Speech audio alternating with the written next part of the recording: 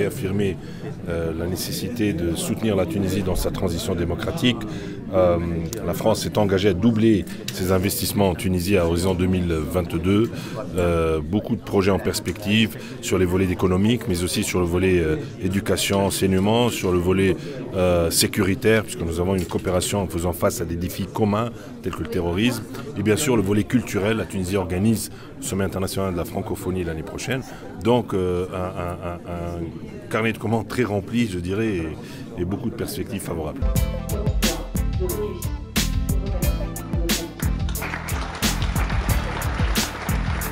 Dans ce genre de forum, vous avez donc des entreprises françaises donc, qu'elles soient aujourd'hui en Tunisie ou qu'elles ne travaillent pas aujourd'hui en Tunisie. Vous avez en face aussi des entreprises tunisiennes qui sont là.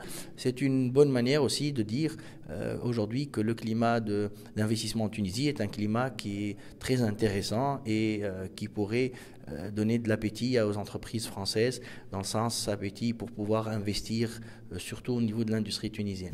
C'est un grand forum avec la France et aussi nos liens historiques et d'amitié avec la France. Et nous venons ici pour passer le message à nos amis français, au gouvernement français, que nous souhaitons une aide supplémentaire, logistique et financière et très importante de la part de notre partenaire le plus familier, on va dire, le plus proche, qui est la France.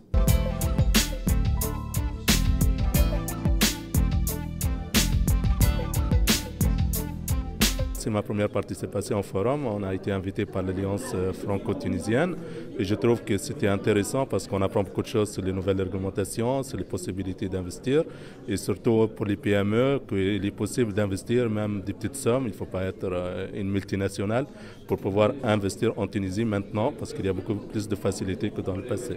On a déjà pas mal de contacts en fait entre la France, l'Algérie et la Tunisie, mais je trouve que ce type de rencontre nous permet d'avoir d'autres contacts. Voilà, donc c'est ce que j'essaie de faire, c'est du networking. En tant que chef d'entreprise, on a besoin de se mettre un petit peu à la page.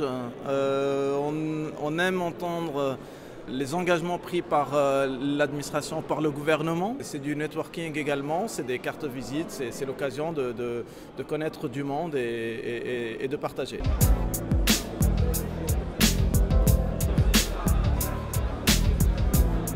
Entre la France et la Tunisie a toute une longue histoire et cette longue histoire, il faut toujours la remettre en question et la transformer en projet, en coopération et en amitié. Aujourd'hui aussi, on a beaucoup appris, moi-même, que je suis tunisien, sur les possibilités des secteurs où on peut coopérer ensemble. On a beaucoup de compétences tunisiennes qui vivent ici. Ces compétences tunisiennes, il faut les mettre en œuvre pour qu'il assure le bien-être, que ce soit en France ou en Tunisie.